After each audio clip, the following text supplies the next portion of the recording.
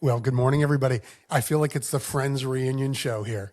Don Arnold, Adam Lorden, we're back together. We're missing a few of the friends, but we'll have to do another session where we can get them on board. How are you guys this morning? Great. So good, Yeah, Don. What a fun idea to be back with you guys. it is a But fun thanks for idea. bringing Yeah. us together. Yeah, of course. Thank you. Yeah, 2016 when we first met, I ran for mayor for the first time and served until 2021. That's how we got to know each other. And we were reflecting for a couple of minutes before we started about here we are a decade later and how much the world has changed. And we'll talk a bit about that, I'm sure, as we go through. The world is very different. Sometimes now I give myself a break from the news for a couple of days at a time because it's just rapidly changing. It seems like by the hour. So we know each other very, very well, but maybe Adam, do you mind just giving a bit of an intro, maybe a bit of your background for those that might not know you? Absolutely, yeah, Don. So it's I'm the mayor of Miramichi, New Brunswick, and of course I'm still the mayor for now less than a month. So the countdown is on. Not offering in the current election, but 2 terms, 10 years as mayor, 11 in total, counting 1 year on council. It's been just such a wonderful experience to contribute to the community. In my private life, I am, and will be a television and media producer and director. That's what my career was before. Of course, in my community, it's just been a part-time role, so I've continued to stay involved. And now moving on beyond my time as mayor, I'll be jumping back into that kind of work full-time as well. So fortunately, a lot has changed in 10 years, some for the better, some for the worse, but it is easier than ever for me to be based in my hometown of Miramichi and still do this kind of work, which, not that long ago would have been a lot harder to try to do viably. So, the technology and other things have changed. This is one of the good things, and looking forward to today's chats and looking back ahead and maybe looking forward and offering some thoughts to those running in the election today. Excellent. Thank you, Adam. Adam, for in your sort of private life, as you described it, you're producing in television. Where would we know? Tell us a couple of shows or series that you've worked on. Where would we know you from? Right. Well, When mostly you qualify. behind the camera, Oh, mostly behind the camera. But so I've done a couple of series with for Bell Fibe. I did a scripted comedy with James Mollinger a few years ago. okay. We co-created, wrote, I directed the show, Brit Out of Water. A brand new one actually that just came out a couple days ago. I directed that was written by Marshall Button. Called Home on the Bay. So his famous character, Lucien, the mill is closed and he takes a job in a nursing home, which is a lot of fun. So that one just came out. I encourage people to check that out. Amazing Race Canada has been a show I've worked on for a lot of years. And as part of my now transition out of being the mayor, I'm currently a senior producer on that show for the first time this season. And I'm currently somewhere in Canada as we get ready to film the upcoming 12th season of that show, which will air this summer as well. So, and a lot of work I've done commercially with Tourism New Brunswick. So, being back home, I've directed and produced content for them for over a decade, and it's been really fulfilling to get to use my skill and craft also to showcase our beautiful province to the world as well. Oh, fantastic. Thank you. And Don Arnold, maybe you can give us a bit of a background. Th- Yes, thanks. yes. Thanks, Dawn and Adam. That was great. It was so nice to see you both. Um, so I'm Dawn, and in 2012, I was outraged by something that was happening in the United States, and I just decided to step up and put my name forward to run as a councillor at large in the city of Moncton. So I did 4 years as councillor at large. And then in 2016, along with Don and Adam, I put my name forward as mayor because I felt I wanted to have more input into the agenda setting and the priorities for the city of Moncton. I was successful in running as mayor, and we did it for 5 years. It was supposed to be four, but then because of COVID became five. And then I decided I wasn't quite finished. So in 2021, I ran again and won, and again was supposed to be 4 years, but because of regional changes, it became five. So by year 13, of being an elected political person, I honestly found that my empathy for my fellow humans was at an all-time low. And Mm. I was very frustrated with the systemic problems that I saw in our city and wanted to have an impact at a higher level to kind of make some of the changes that I think need to be made so that we can fix some of these big thorny problems that we're seeing on our streets of our respective communities. So I decided to apply for the Senate and was named to the Senate of Canada in March of 2025. Congratulations. I Amazing. was so excited that day when I heard that news. We were thrilled. Yeah. Yeah. And I got to visit you at the Senate, which was Yeah, incredible. Yeah. I Yeah. got to Yeah. introduce Yeah. Now, can we call you Don, or do we have to call you Senator Oh, throughout the? I please, I'm Dawn. Okay, perfect. Dawn. Okay. Yes, okay, perfect. Awesome. Well, thank you for that that intro. So, for those that will be watching this, I just want to provide a little bit of context. So, this conversation between people who have it's a conversation, sorry, between people who have sat in the chair, served their communities, and experienced firsthand the responsibility of local leadership, which is mostly our focus today. But I'm sure we'll branch up into some other areas of the conversation. Oh, there's now I have to interrupt because there's Mr. Mike O'Brien. Hello, How are you, Mike? hello, everybody. Nice to see you. I am currently in a oceanside town in Portugal, but my Wi-Fi went wonky in my Airbnb, and I ran out to a park, and I got partridges behind me there. I think they're in mating mode. So Okay.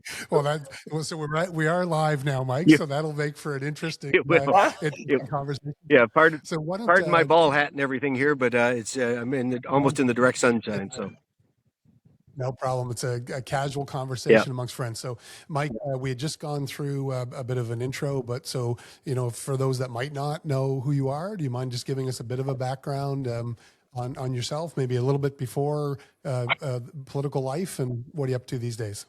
sure. Well, I'm a Fredericton boy, and I was heavily involved in my community growing up. I was asked to be the first youth candidate in the village in Ashwaubenon recreation committee before when I was 16. Headed off, I took engineering at UNB, and my first career move was with General Motors in St. Catharines, Ontario, which was good because that's where I met my future wife. And then I was with a consulting firm in Ottawa, came back to New Brunswick with Connor Brothers in Blacks Harbor, and looked after them for a couple of years, head of engineering, and then was assistant manager in their production. Then had a chance to go back to my hometown in Fredericton, and I spent most of my career there as with the New Brunswick Liquor Corporation, and ended up as vice president and acting president in the last few years of my career. And then I decided to run for city council when my kids got a little bit older. I have 4 daughters, Ann and I do. So I was elected in 2001 and served 4 terms as a councillor. And then I took an early retirement from the government and ran for mayor and was elected. And of course, that ended up being a 5-year term when COVID delayed everything. We all went through that.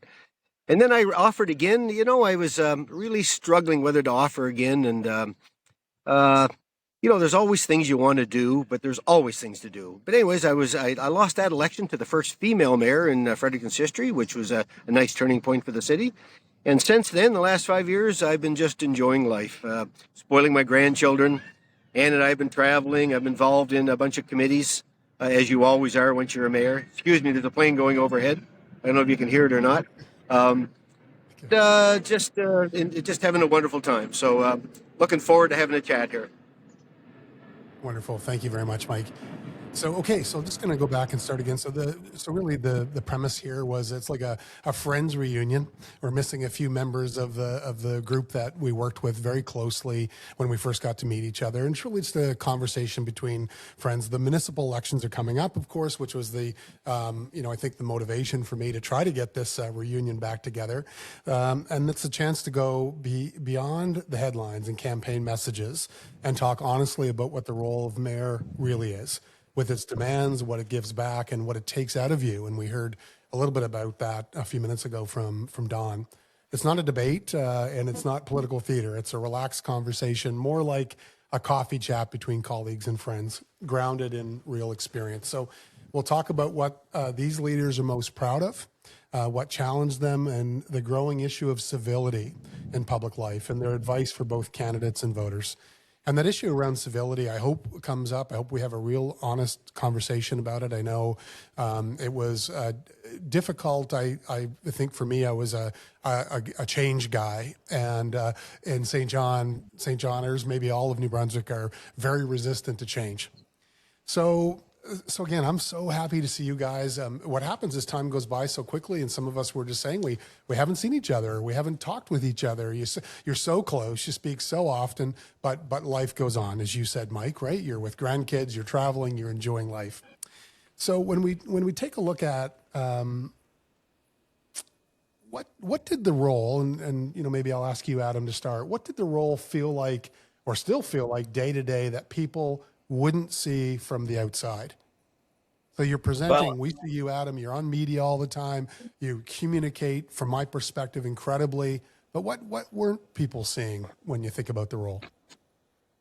Well, it's interesting because I always say to people, like, there is no playbook. And one of the good things about it is also maybe one of the challenging things, which is that we each really will make the role our own.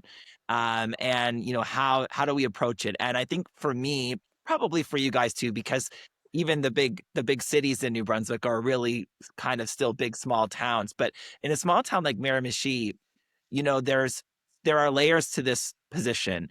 And for most of my time in the role, the internal layer of having a CAO for much of my tenure that was maybe not the best suited for the position. That person has since retired, and we've got a new CAO, which has been a really exciting piece over the last few months of the end of my second term, to solidify that administrative change and bring somebody in who can drive a lot of internal process change. But so working after the table, I was a big piece for me to make sure stuff actually happened in the organization once the council had built that plan, done that public consultation, and adopted whatever it was. But the other side of it too is that there's the actual governance piece, but the human piece in the community. And that was something that was maybe a bit surprising for me, but it's so personal. It becomes incredibly personal because people, you're not just the mayor, I'm Adam, or Mayor Adam, and people want you to come to their fundraising event, or their walk, or their high school basketball game, or whatever it was. And so just understanding that, the power of mayor is soft power. We don't live in Doug Ford's strong mayor Ontario. So, I did, for my second term, actually get a vote. The first term we didn't vote, second term I did, but you're one of 9 at the table in my case. So, you're not in control in the way that a lot of people think that you are sometimes. But you realize that there is a lot of opportunity in that soft power to empower people in the community, to make people feel good, to encourage them with that entrepreneurial idea that they have, or that community idea that they have, to try to make something good happen.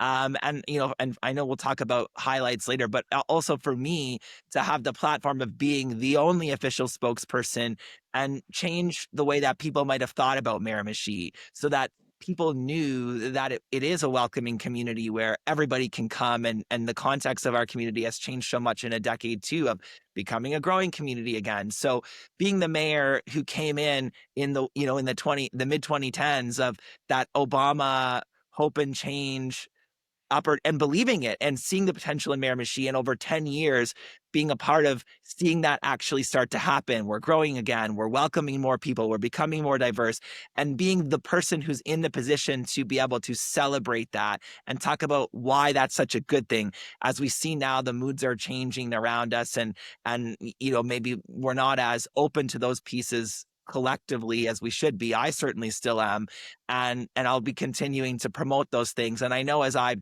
announced I wasn't going to be reoffering, I think that's one of the trepidations in the community is hopefully we'll still get a progressive, forward-looking mayor who wants to continue to create positive change. But having the visibility of the position and having someone like me in it who's just unapologetically living and representing those things in a very visible way, no matter what happens, I think there's a sense of like, oh, well, this exciting moment is coming to an end. And that's hard for me. And I know it's hard for a lot of folks, but I tell people I'm not going to be the mayor, but I'm still going to be the champion. And we're still going to keep doing a lot of things together. So I think that's just a bit, Dawn, of like, there's so many layers to it, and you represent so many things to so many people, and that can be a weight sometimes, but it's also a big opportunity. Yeah, perfect. Thank you, Adam. Mike, anything to build on that? I know you muted yourself, but anything to build on what Adam said? No, that encapsulates it quite well. The and Adam, you grew up in that community, and the same here. I was involved, like I say, I was involved in. I mentioned one thing, but I was involved in many, many things and some elite sports. So I was known in the community for a long time. So I'd always been in front of something, and then all of a sudden you're the mayor. Although I knew exactly what I was getting into after 15 years on council. It's still a bit of a shock because, you can't go anywhere in the community or any place without somebody approaching you about some issue, good or bad. So as I say, you're living it 24/7. And then when you are able to get back home and calm down, then you have endless amounts of emails and social media to address. So you're always on call and you're always on the job.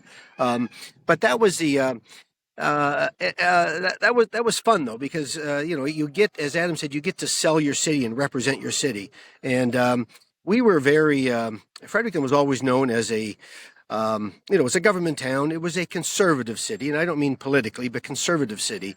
So to come in and try to make some, just to open some doors and just try to break the mold for some of the old money in the city, perhaps controlling things, and put a different vision out there. It took a lot of effort, but I guess I'm skipping into some of the challenges. But the fact is, I think, as Adam said, though, it's you're the face of the city, and you can't escape that, and you have to embrace it. And I did. Luckily, I'm a type of person that.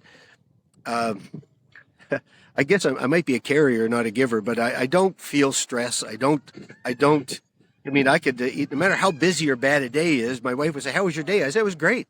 She said, "Was it a bad day?" Well, no, I guess, I'm still here, right? So I didn't stress anything. So that was very fortunate that way. But you put your heart and soul into the job. You're at it, 18 hours a day, except for when you're sleeping. But I do it again in a heartbeat. Not right now.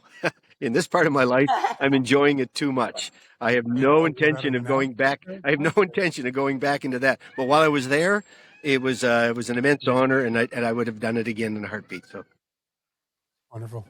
I didn't know if you were announcing something here, Mike. No. Hey, I'll pull that clip right out of this recording, Mike. Not a chance. Not a chance. Media calling you by tomorrow morning. I would be like, how about you? As LBJ said, if nominated, I will not run. If elected, I will not serve. Yeah, exactly. How about you? Anything to build on that, Don? I think Adam did a great job of covering it all. I think when you're a mayor, you do have this immense privilege to get to hear your citizens' stories and to share that road sometimes when they're going through a really tough time, and sometimes with the wonderful celebrations. And that's a real privilege. And I miss that part of the job a lot. But the anonymity of, walking down the street in Ottawa now, I gotta say, that's very nice, actually. It's a heavy burden, and I admire you, Mike, not being a carrier. I was a carrier, and I felt that I had the weight of the city on my shoulders, and it's heavy. It's a burden, but it's a privilege. I always say to my kids, with great responsibility, or with great power comes great responsibility. And I took it really seriously. But we are from an era when, we are super accessible. you know, it times before us. I sadly gave the eulogy yesterday for the former mayor of Moncton, George LeBlanc, and you know, he didn't have social media. It was a very different time, and it's that accessibility is fabulous at times, but also heavy. Yeah, you make me think about a couple things there.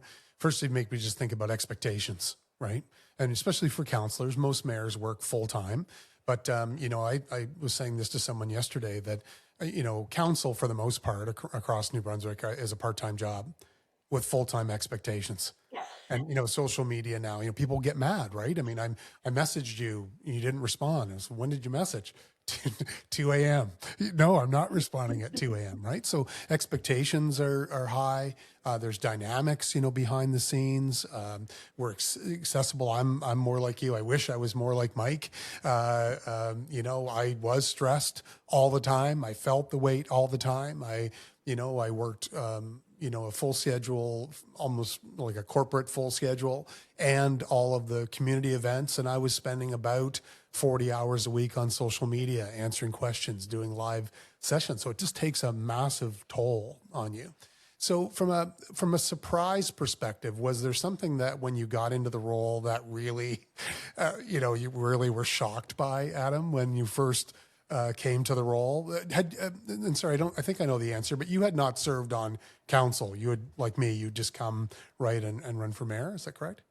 Well, I mean, it's an unorthodox path for me. Yeah. So I did do 1 year on council. I ran in a by-election, By-elections. on and actually to fill my mom's seat. So I moved. I was Oh, living in Toronto, living my best producer life, TV producer life, and my mom, of course, was diagnosed with terminal cancer. So I moved home to be with her. And after she passed, they did a by-election for the last year of what would have been her second term. She was the first female deputy mayor in the city of Miramishi's history. And we used to sort of I would run her campaigns with her, and it was sort of a thing we did together. So in my mind, I was signing up to do the 1 year to finish the journey. And in that year, I started to be able to get some contract work at home and realize I could stay in Miramichi, contribute to community, and still do my career. So I offered for the full term in 2016, and only for council. And then, of course, our previous mayor, Jerry Cormier, died suddenly of a heart attack 3 weeks after the election. So I became, by virtue of being the deputy mayor, the acting mayor, but then did run in a by-election in the fall to assume the position fully. So I got to try, you know, one of the benefits of that, I guess, was getting to try it on. And so in those 6 months as acting mayor, I got to see how much more of an impact I could have. As you mentioned, I think, Don, like setting agendas and you know, working with people to create those visions and strategies, and understanding, and I still feel this way 10 years later, like that how we can get things done is by, of course, building that consensus. And how do we do that is by going through the process of building a plan through collaboration and consultation with the public or whoever the stakeholders might be, and then adopting that plan and working from that plan. And when you're not working with plans, you're not being strategic, and it's all over the place too. So I think really in a place like Miramichi, that there wasn't a whole lot of structure.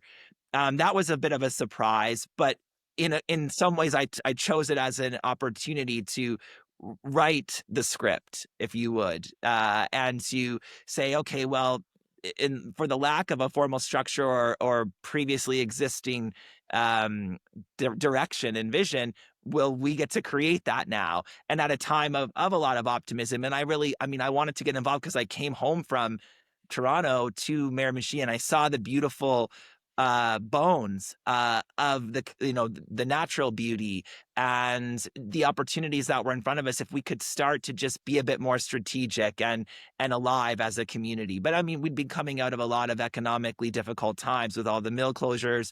We had the new pay center federally. That was like really the economic lifeline the community needed.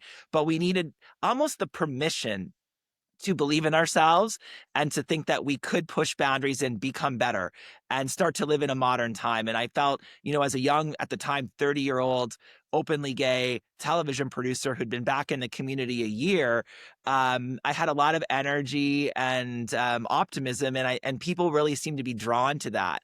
And so I think that there were a lot of lessons in leadership too.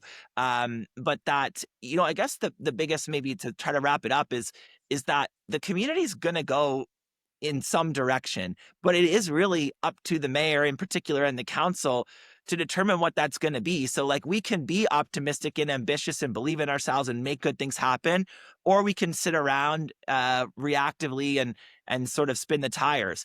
And I think that's one of the awesome things about local government, is that truly, if you get a great group of people in there who want to make things happen, you will make things happen. And you might not feel that difference today or tomorrow, but now 10 years later, looking back, those decisions and those changes really add up. And Miramichi is in a totally different place than we were a decade ago. And if we didn't have a great group of people chipping away in the same direction to try to do that, we wouldn't be there. So to people that are thinking about running now, you can and will make a difference if you want to. That's great advice. I mean, I had a similar experience. I think you've really highlighted the importance of vision and a strategy, and sort of focused on a work plan and sort of direction. You made that sound likely much easier than it was. Yeah, indeed. Difficult Indeed. to get folks on board with that. So, Mike, how about you? Again, you had a lot of experience prior to being on council. You knew the community. You've spoken to that. You were well known in the community. What aspect of the mayor's role for you was the biggest surprise? Was it, you had your own challenges. You had, from my experience, you had a strong management team. You had strong fiscal. We often looked at Fredericton with envy around your fiscal position. Asset management. Asset You guys management, all were those the things. early adopters there too. Yeah, was there an aspect that was really surprising for you, Mike? Or did things go smoothly? I'm going to be very honest here, which we're supposed to be, and there was no great surprise. That's the benefit of being on council for 15 years and chairing every committee and being heavily involved even in those 15 years in representing the city on many files and public events and national speaking tours and stuff. So there was no great surprise. One of the key things that I found out, though, when I was in the mayor's chair, was just how dedicated our staff was, or is, and still is.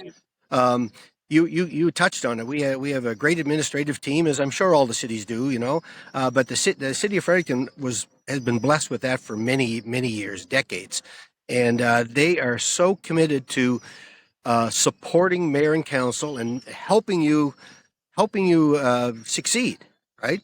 And there was nobody against us on city staff. We had a staff that was behind council, and they were so well connected that they always knew what the right thing to do was, and then they also knew what maybe a plan B would be that they could live with as a professional staff, but could also be a bit more politically palatable to the elected officials without giving up any principles or priorities. Although as a committee chair on council, I would deal with a certain director or senior people in the staff. But as mayor, you dealt with all the senior staff and directors, and it was a pleasant surprise. But it was the fact that they are committed, and the citizens don't understand that, right? They don't understand the pressures that the staff go through to deliver quality service with the budget that council gives them, and then make the council successful, even if they might not agree with some of the priorities the council set, right? So I think the citizens of Fredericton should take, and all of our cities should take great comfort in knowing that the staff of the city is there to support the elected officials and to make life and the community as good as it can be for its residents. So that was as far as anything to do with procedures and policies and process in the city, I was quite attuned to those. So there was no shock there. Just how the whole team come together as a tight unit was a pleasant surprise. Well, thank you for that. You've made me think about, and I'm going to ask this question to you, Don, around. So I would agree. I often said to people that the senior team that I worked with, in particular the city manager on a daily basis, they're there, in my opinion, for the same reason we wanted to be there. They love the community. They want to make a difference, and they have a challenging, very challenging job. I'm sure I was a challenging mayor to work with because I was very involved in driving that vision and new direction and fiscal management and growth that I thought was so critically important. How do you balance, Don, because we certainly had this, sometimes in committee it got really nasty in terms of that respectful debate. Sometimes it's politically popular, and we see it in this election playing out where people are attacking the civil servants, attacking the city staff. They're no good, or they don't know what they're doing, and so on and so forth. How did you balance that as a mayor to make sure that the debate around the table stayed professional, and that the last piece of my question was around the staff, and certainly I'm assuming it's the same for all of you, we would get hundreds and hundreds of pages per meeting on topics, executive summaries, really thoughtful advice that would be presented. How do you balance how those debates happen, and when you get sometimes some folks that want to go off in a rogue direction. Now, obviously, a vote of council is a vote of council. But did you have challenges around those types of issues, and how did you balance it? How did you keep it respectful debate? Oh, such a good question, Dawn. I mean, that is the challenge of it all. When you ask the question, what was I most shocked by? I think it really was, in so many ways, those internal dynamics of council interrelations. Because I agree with what you said, Mike. Staff in Moncton were fantastic. And I'd put the staff up against staff anywhere, province, feds, anywhere. They're passionate about what they do, just like anyone who puts their name forward. They love their city that they live in and that they work for. They're proud of it. So it really, really would annoy me when people like us that won popularity contests would be putting, professionally trained, accredited people under the bus. So I have no time for that. How do you get around it? Well, that's the challenge. And I think part of it is, creating a respectful environment, to try and do that around the decision-making tables, making sure all voices are heard, and remembering that we are servants of the entire community. Our Local Governance Act says that, so that applies to all of them. You are not just that swimming pool in your neighborhood or the pothole in front of your house. Like, you are representing, you are trying to make decisions which are in the best interests of the greater good. So roles and responsibilities are so key. You are not getting elected to drive the snowplow. You are being elected to be an oversight. And I always say, noses in, does it pass the sniff test? Fingers out. You're not doing the work. Your job as an elected official is to answer the what and the why.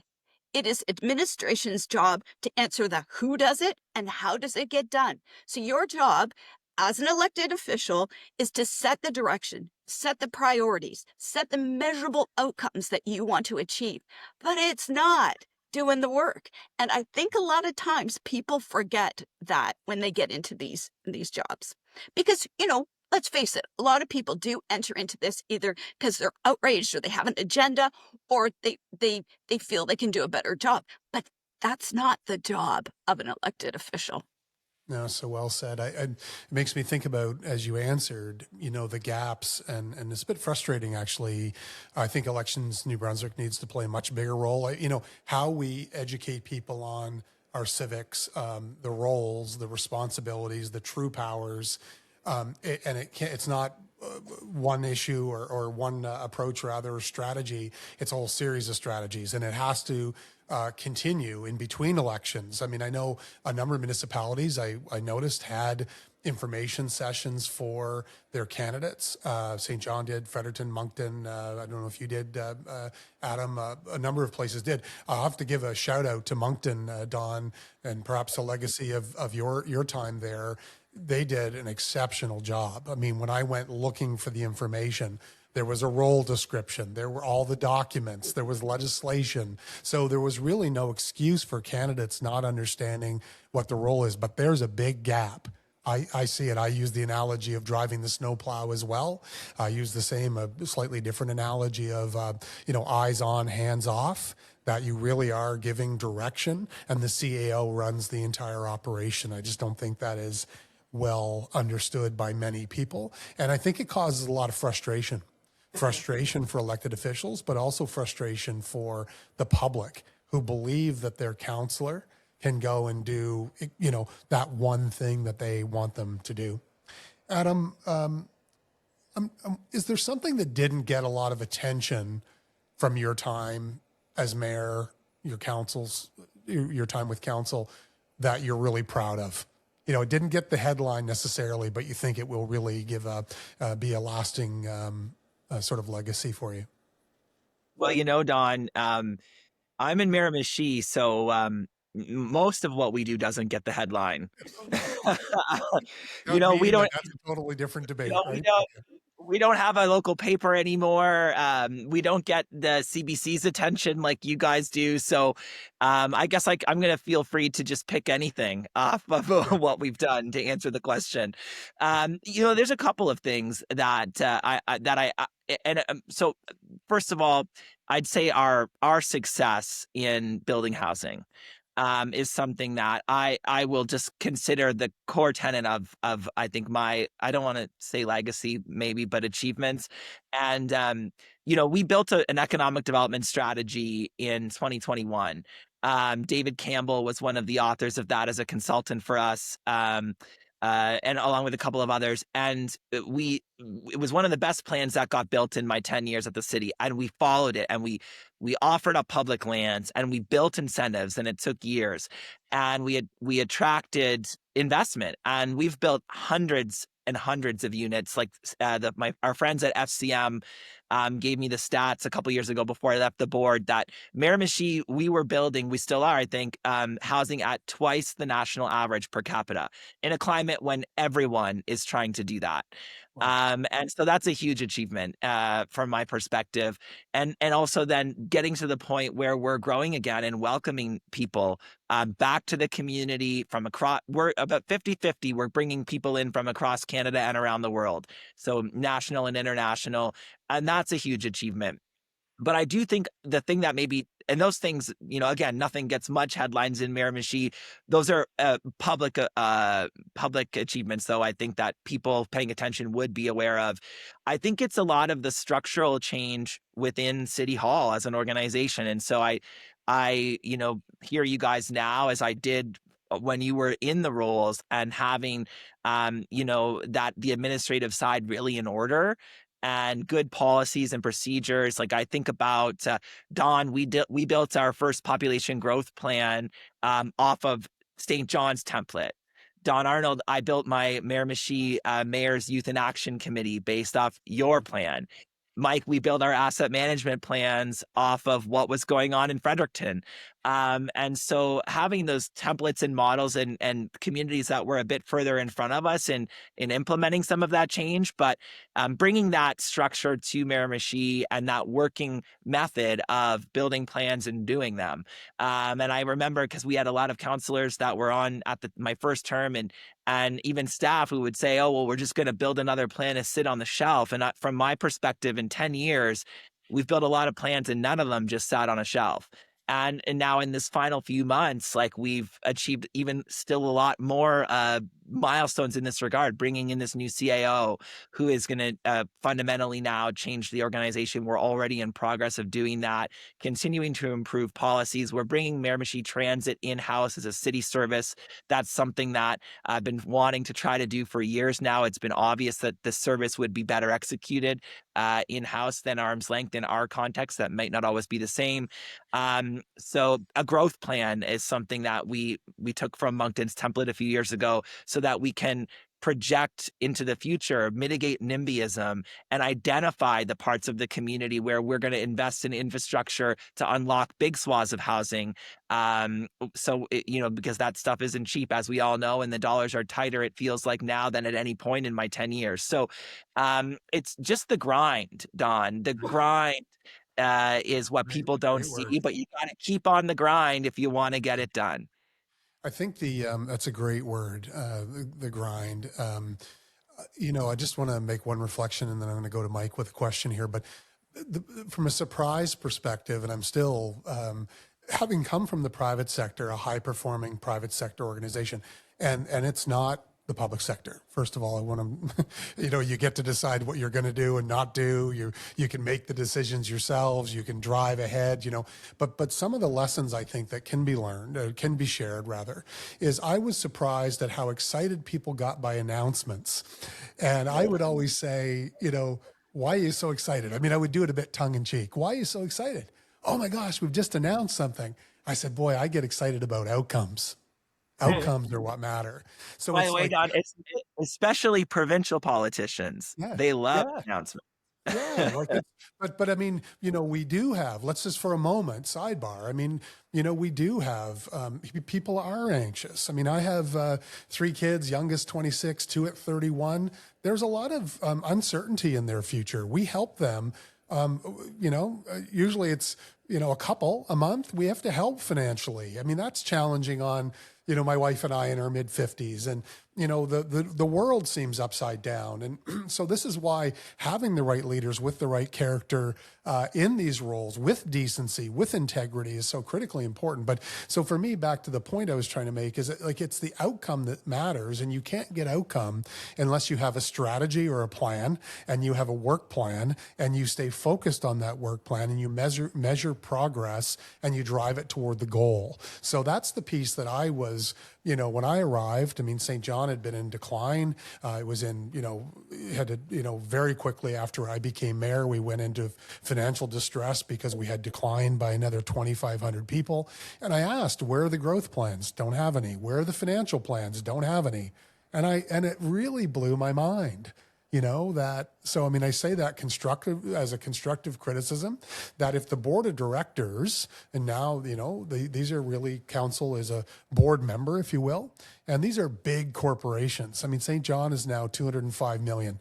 I'm sure Moncton's over 200 million. Fredericton's, in that range. Miramichi is a bit smaller, but it's a really, really challenging, role. And you have to be focused on what does success look like? And what are the outcomes that are going to make a difference in this community? And then work together to hold your staff accountable to drive and deliver those results. Mike, I want to move on to the challenge side of this. I mean, I think we could talk about our pride in the roles forever. Now, a few minutes ago, you said you didn't really feel the stress. I mean, I so envy you on that.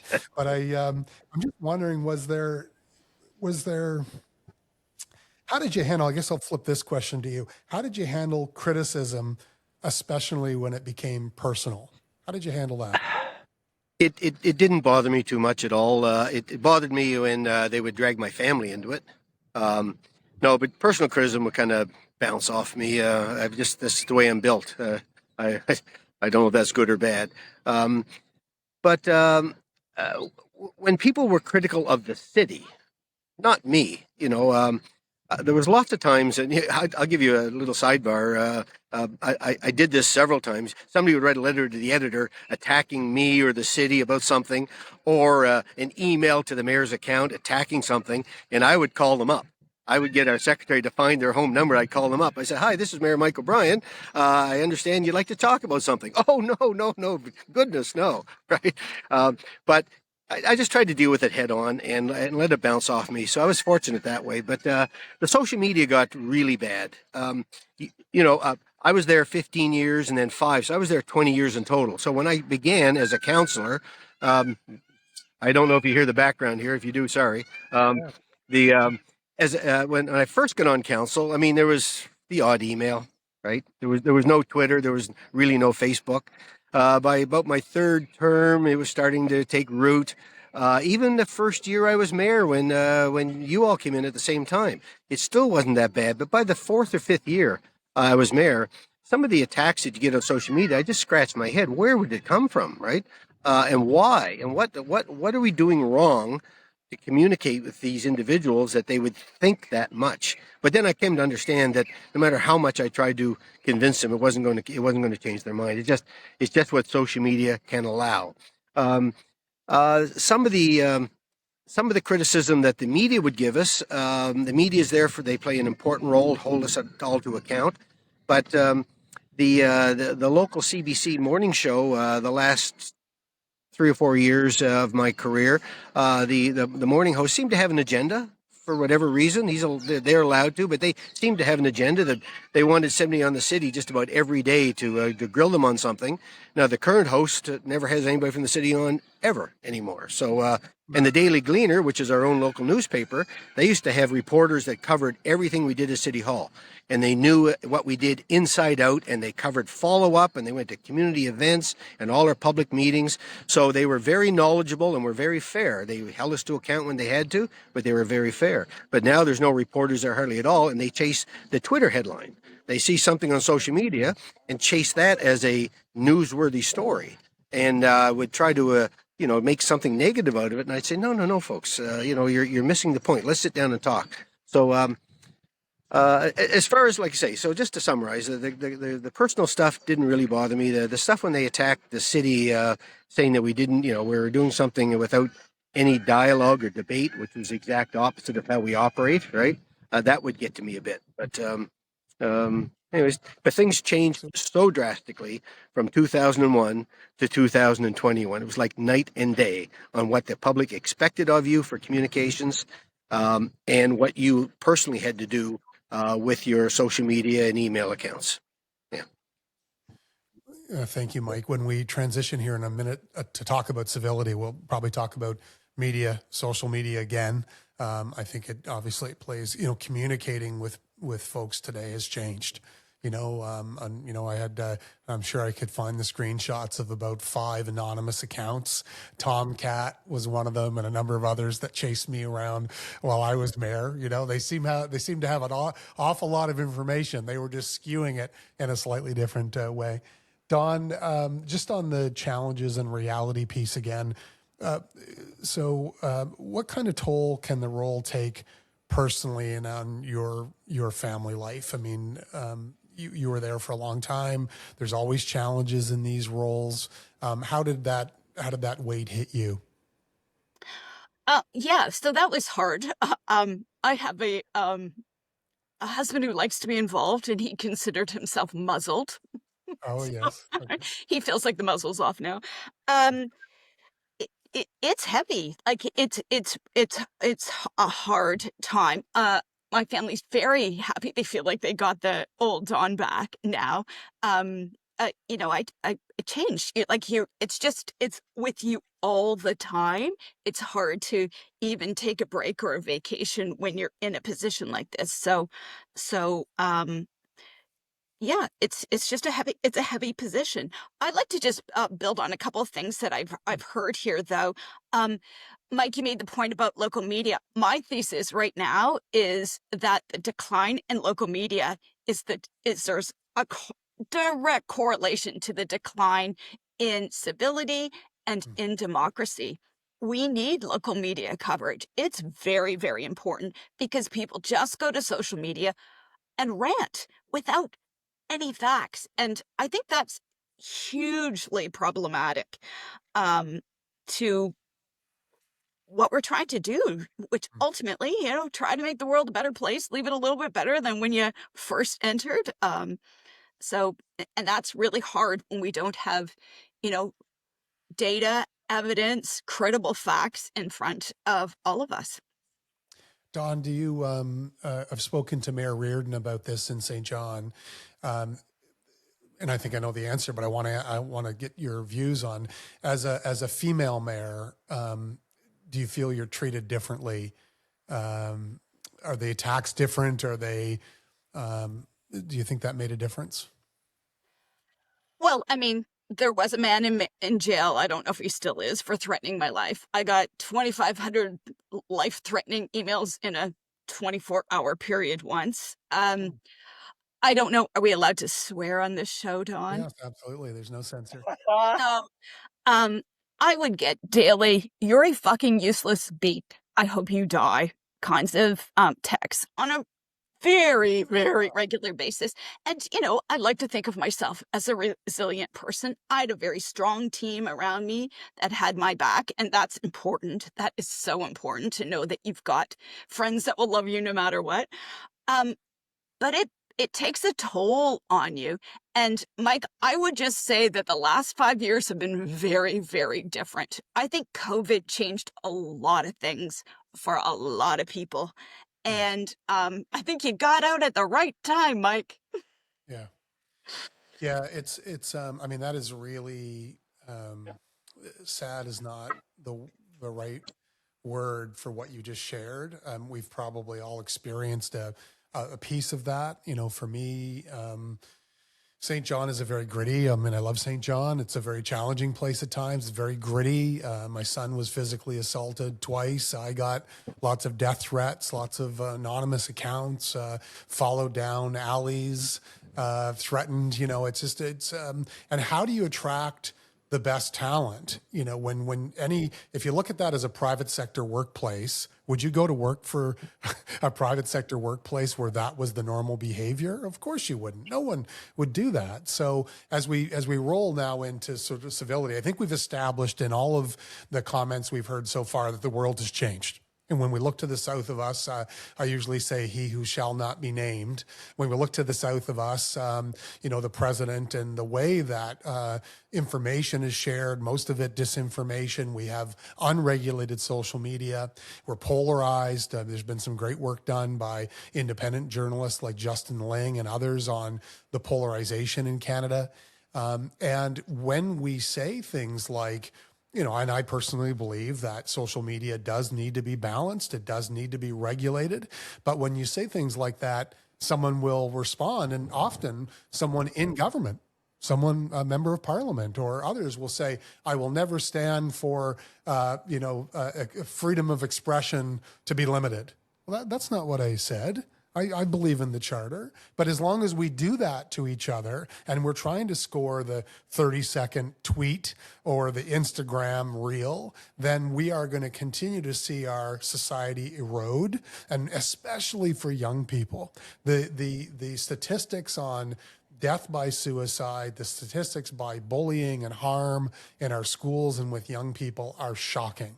And that if we don't do something about this as a society, and bring back civility into our daily discourse, I really worry, because I agree with you, Don. I say I think COVID sucked the joy out of people's lives, and it has made people anxious. They're financially insecure.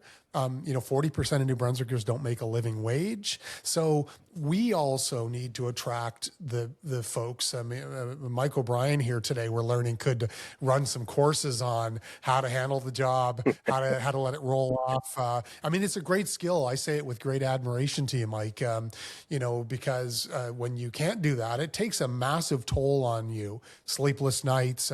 I still get up in the middle of the night and look at my cell phone to see if anything's gone wrong. From a perspective of just, when I was mayor, I felt that weight, Don, as you said earlier, of, okay, what's going on? I'm on call. What's happening? Is everything okay? Right. Well, yeah. let me jump. I'm going to credit my resilience that way to my mother, because growing up in a busy household with 5 siblings, our mornings all through junior high school and high school, the morning in our house started with my mother and I having breakfast together while the rest of the house woke up.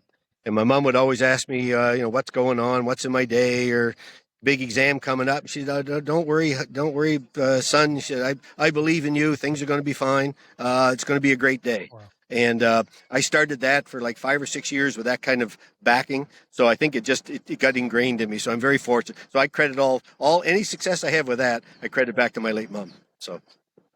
Yeah, well, shout out to I've lost both my parents now. Shout out to all the mums and dads and mentors and out there in the world. You're right, and you know sometimes we get great lessons, Mike, and sometimes we don't get those great lessons. That's a challenge as well. Adam, when it comes to civility, where's the line between healthy debate and harmful behavior? Well, I think it starts well with intent, but also like trying to be grounded in some sense of reality and facts, right? And I think, building on what Dawn said, I think there's also a correlation between in our province the demise of local media and these increased incidences of misinformation and opinions as facts on social media. There's no check anymore. There's nowhere to go as a central point of authority of what is real and what is actually happening. And I mean, we're seeing that. I'm seeing that playing out now in real time in the current campaign for mayor and council in Miramichi. Like, um, there's 5 people running for mayor, 25 running for council, and I'm just so frustrated as a outgoing mayor and as an informed citizen. Like, half of what everybody is talking about are either not municipal jurisdiction, illegal, or we've already done it. And it's so frustrating to think that, that there's people running on, I'm going to pass a motion so that they have to balance the budget. Well, we already have to balance the budget by law. I'm going to pass a motion to freeze property taxes. Well, we haven't raised property taxes in my 11 years. And in fact, we lowered them one time. These are not, there's a one candidate for mayor is running on a platform of no more studies and plans. I'm just going to decide. And I'm like, I can't believe that there are people who this is Yeah, like appealing to. yeah, You know what I mean? It's difficult, and it is toxic. And I can even in my 10 years, I was in 2016, 2015 when I ran for my by-election and council. I was the first person on Miramichi Council to use social media wow, to encourage people to become aware, share what's going on. We had an ice storm, a big ice storm, 6 months after I became mayor in winter 2017, and the city didn't have socials at that time. We used my mayor page as the primary source of communication with the community around the ice storm and our warming shelters and where people could go. And in 10 years, it's gone from this incredibly useful tool to just this cesspool of negativity and toxicity. And it reflects again that public mood change from COVID. And what I struggle with is, I know that a lot of this comes from a place that there is a cost of living crisis. People are struggling, and it's valid, the concerns of people who are struggling and wanting elected officials to do something with it. But that's a lot of that is just not at our local level. And things, we've got the house in order at the municipal level of government in Miramichi. And so people are sort of correlating and connecting these talking points from south of the border or a Pierre Polyev and burn it all down. But the context is struggling and difficult nationally and internationally, but at home the house is in order and things are going well. But it's hard for people to recognize that with the broader climate that's out there. And so it concerns me.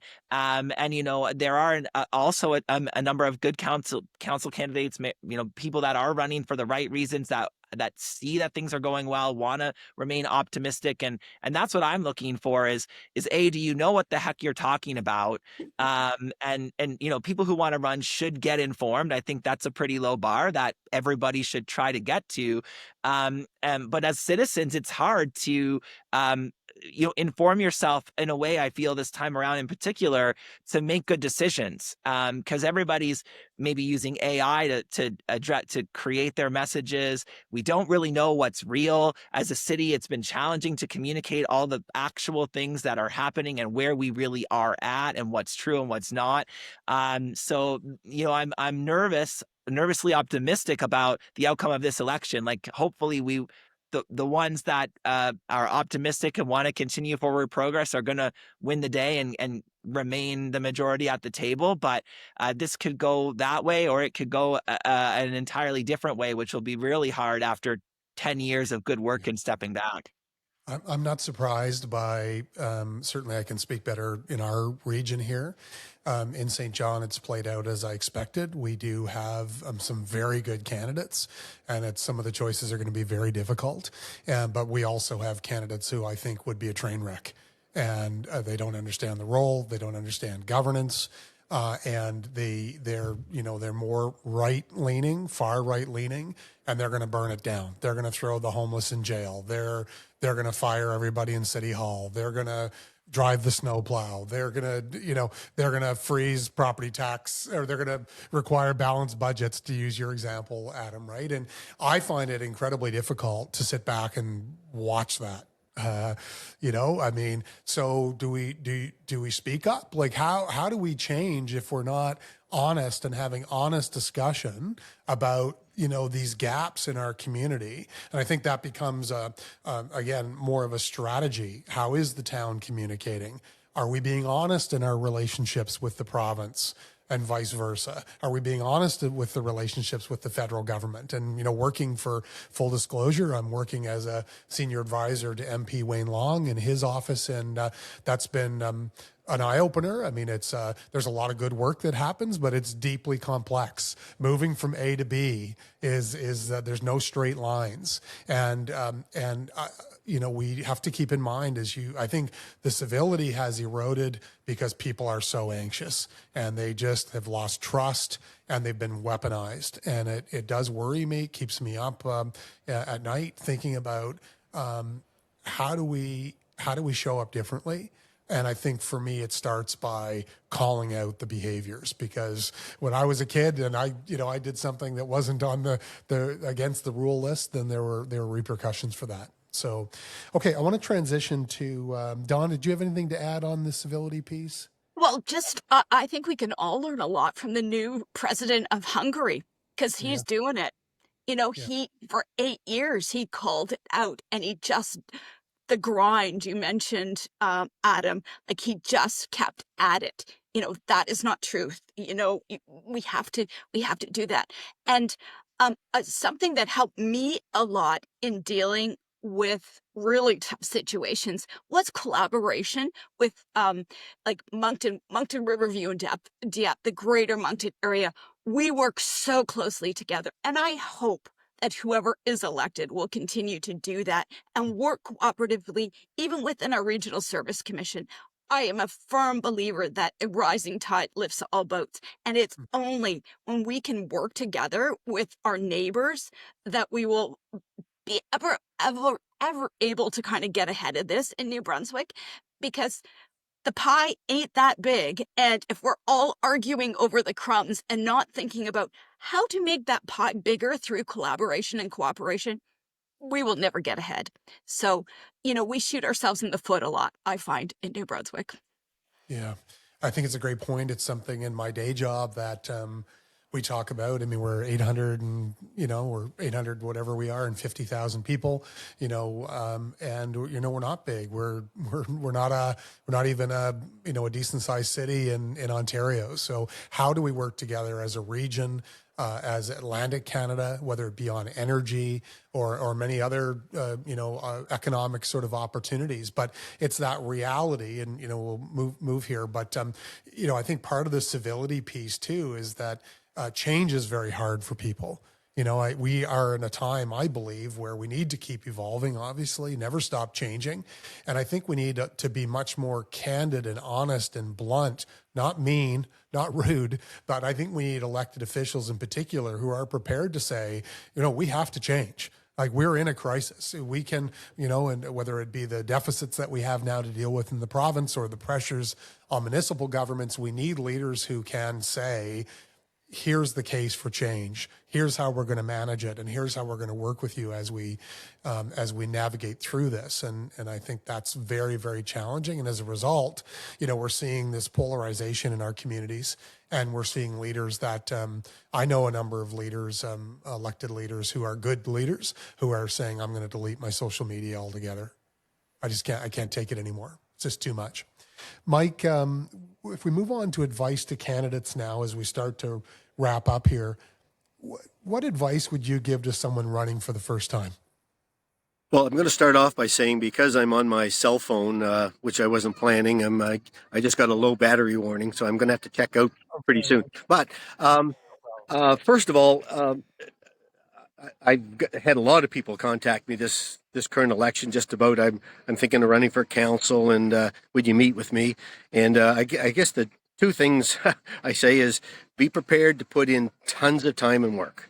You can put in a little time and get nothing done, but it's going to take a lot more work than you think to move files, read the information, stay informed, be engaged with your community, and work with your teammates. So if you think you can do this on 15 hours a week, then you're in the wrong. Don't just drop out now, right? It's going to take a long time. And with a little bit of tongue in cheek, I do say, because of what we talked about the social media, be prepared for people that you might. A lot of people may think you're a pretty nice person, but within a year they're going to think you're not very nice anymore because you're on city council, right? So be prepared for that. Right. Now, don't be scared of it, but be prepared. You have to have a thick skin, and you have to be able to deal with it. Because if you think it's all going to be all roses, it's not, because you're making some very big decisions on some very big files, and no matter who you're talking to, somebody's going to be upset, and sometimes the negative opinion carries the day with it, whether it's the media or et cetera. So those are the key things. It's going to take a lot of work. It's worthwhile and it's rewarding, but it takes a lot of time and effort to do a good job at this. And be prepared that for the tough feedback that you're going to get, because it's coming, right? Wow, that's sage. That's sage advice, Mike. Your battery's going to run out on It you, is. so we'll let I'm you down go. to 5% here, so. Oh, there we go. Well, thank you. Thanks for making it work for us, Mike. Great to see you. Great to see Well, you, great. Mike. Mike, it was so nice to see you. Good to see you too. And I'm going to sign off with one of the successes. I won't get into personal ones at the city because I haven't got time. But one of the successes is the Association of Mayors in New Brunswick, right? That was broken. Don and I kind of took it by the horns and got it going again. Then the other cities joined in, and I think it's become a very powerful voice for the municipalities in the city, and very forward looking now. So I'm really proud of the role that we all played in making that happen, because it really brings to light the municipal issues to the province and the federal government. So a little pat in the back to all the mayors of the cities in New Brunswick for making that happen. So with that, folks, I'm going to put my ball hat on again, and I'm off, and I'll be home this Saturday if anybody wants to follow up with me again. Awesome. Okay, Mike. Bye now. All the best, everybody. Okay, take care. Now that's a nice example of technology, right? Where somebody can sign on from away, and no, it's wonderful. So, okay, perfect. Adam, how about you? What advice would you give to someone running for the first time? Well, I said it earlier, but it feels like, especially in this moment, like it so matters. It matters. And so if you're thinking about it, and especially if you're thinking about it for what I might perhaps biasly consider the right reasons, like if you're the kind of person who likes progress, and if you're the kind of person who likes positive change, and to look at things logically and build plans to make your community better, man, we need you. And like it's I just not to go too far back here, but like I know in this climate, I talked to a dozen people encouraging them to offer, and nobody wanted to touch it with a 10-foot pole. Are you nuts? You think I want to sign up for that? And that's part of what makes me nervous too, because we can only pick from the people who do put their names on the ballot. And if all of the really progressive minded people are saying, I'm not going to, it's just not worth all the trouble and all of that negativity, well, then we're not having the best pool to choose from. And that means we're not going to get the best outcomes for our communities. So we need people who have that vision and passion and want to make their community better to just take that plunge, and to get yourself out there and share who you are, and share why you're doing it, and that you love the community. Like in Miramichi and all of our communities, we're not at a partisan level. We're not dealing with all of these big, like 80% of what we deal with or more. It's not political or partisan. It's figuring out the obvious, objective, right direction to create that progress in your community. And if we can do it collaboratively, it feels really good. I had a lot of people with a lot of different views, small c conservatives from me on my first council. And we got so much done because we all loved the community. And we found that alignment where we all wanted to have progress and measure outcomes. And there was just a lot of alignment to be had. And so, again, I guess to people, like, put yourself out there. You don't have to have all the answers. And that's one thing I would say. In fact, my partner, Evan, is Yeah, actually currently running for council in that's Miramichi. fantastic. That's right. And we decided, or he decided, we talked it out as I was stepping away and we were seeing a lot of these grievance candidates coming and stepping forward. That was our dialogue. Well, if we don't have some people who want to continue this progress and forward trajectory for the community, well, we're not going to have that council if those people aren't on the ballot. And he felt compelled to step up and offer as one of those candidates that wants to keep forward progress going. And so, but he admits, I don't have all the answers. I don't know all the details. And I'm the partner of the mayor for the last 10 years. So I think rather than make it up or act like, I think that nobody in our communities expects people stepping up for the first time to know everything. So don't make it up. Don't fall for the misinformation you're hearing online. Like, go in with an open mind, think critically, and know that we need you and that, boy, you can have an impact. It'll be challenging. It'll be a grind, but you can have an impact. And again, the community is going to go forward because people step up, or it's not because they didn't. And so, it's like anything in life worth doing is not going to be easy. But boy, it can be fulfilling, and you can have a big impact on a lot of people if you decide to make the effort. Beautiful. How about you, Don? Very inspiring, Adam. Yeah, that was Um, lovely. yeah, I worry more about once people get elected, because getting elected is actually easy compared to actually governing. Mm, And on that, I really think that's great advice. You don't have all the answers. So when you come from a place of curiosity, I think it leads to much better outcomes. So you will get really nasty feedback. And if you just come and say, oh, now this is going to sound Pollyanna, but why are you saying that? Can you tell me more about that? So if you come from that place of curiosity to understand why you're getting this particular feedback, I think that's really helpful. mm. There's a great quote from Shackleton that I've always been super inspired by, and it is, optimism is true moral courage. As someone who has been declared a cheerleader in a negative way, I still think it's important in leadership. Once you win, you aren't the same. You are in a leadership position and you need to act like that. You can't be putting crap out there anymore. You need to be, you're part of a group. And I'm not talking about groupthink. You're still an individual. You can still, at municipal level, vote the way your conscience says. But you need to be leaderly, which I don't even know if that's a word. And, face-to-face discussions with your fellow humans, those are good. Don't hide behind your keyboard all the time. There's this great, I haven't seen it yet, but there's this great LinkedIn ad apparently where this guy gets on there and he says, I'm off all the other socials because they don't say what your job is. Like, there's a lot of anonymity out there still. And those, unless you're in the ring, putting your name forward, really stepping up, your criticism is important, but it's not the same. So, grow a thicker skin. That's really important. And, keep your ego at home. Try to be fair and equal to everyone.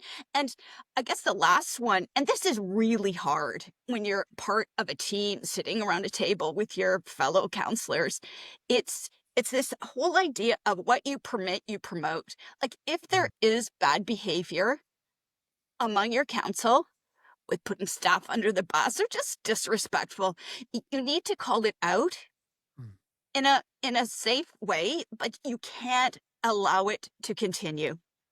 You need to hold each other accountable, and that's really hard. Beautiful. I feel like we just had a a master class here. You've just a couple of quick comments from myself. First of all, I think authenticity and vulnerability are incredible characteristics of great leaders. I think you have to be honest. You have to say when it's taking its toll. You have to share with people, because I think civility, again, it's a big crisis, but we have to also, I'm worried that I see people say that, well, I elected you, so you have to take it. And I would always say, no, no, no. Like, I have a social media policy on my own social media, but I see that attitude that because you're an elected official, you should just be a punching bag. And we that's as society, that was not the case many years ago. So I think we've got to work on that. Authenticity, vulnerability is critical as well. And then courage. I love curiosity as well, Don. My wife, a number of years ago, I was caught up in something, and she said, I think you're probably right, but I want you to be curious first. Yeah. And I've really embraced that curiosity. Help me understand what's going on in your life. Help me understand your perspective so that I can better understand. And maybe we agree on many more things than we think we do, right? Yeah. So just let's flip it, and then we're almost done here. Thank you so much for all your time. For voters now, I think there's some of that advice, I think, that goes both ways. But if we were going to give some advice for voters in terms of what should voters be looking for in a candidate, we probably just talked about that. Is there anything you want to add on, Adam, if someone asked you for some advice from a voting perspective?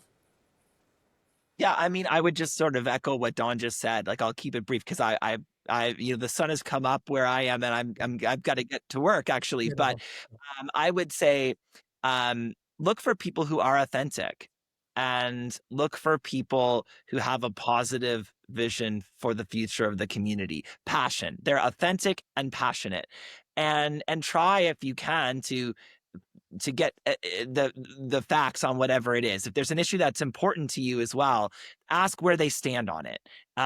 For us, there's the future of one of our public libraries. It broke. It wasn't built properly. Our council has voted and put it into the plan to rebuild this library. Some people don't want to rebuild that library, and some people do, and it's important to a lot of people. So I think if there's an issue specifically, find out where people stand on that issue that matters to you. But overall, look for the character of the individuals. Are they angry? Are they, do they seem like they're there for that one reason that's not necessarily a positive reason? And choose people who have authenticity and passion for creating a positive future for your community. Beautiful. How about you, Don? I'll be brief because I got to go too. Yeah. Vote.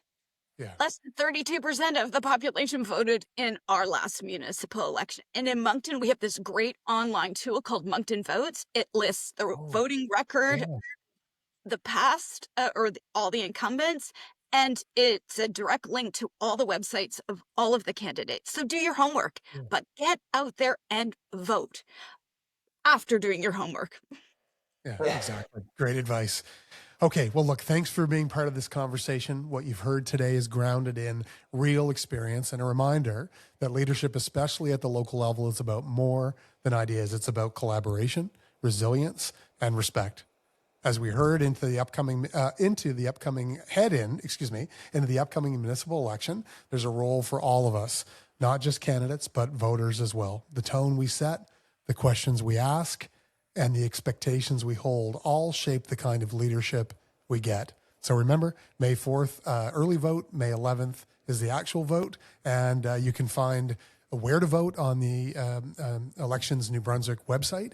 And it's been so good to see you guys today. We have to do it again. Yeah. Awesome. Absolutely. So nice to see you guys. Yeah, same.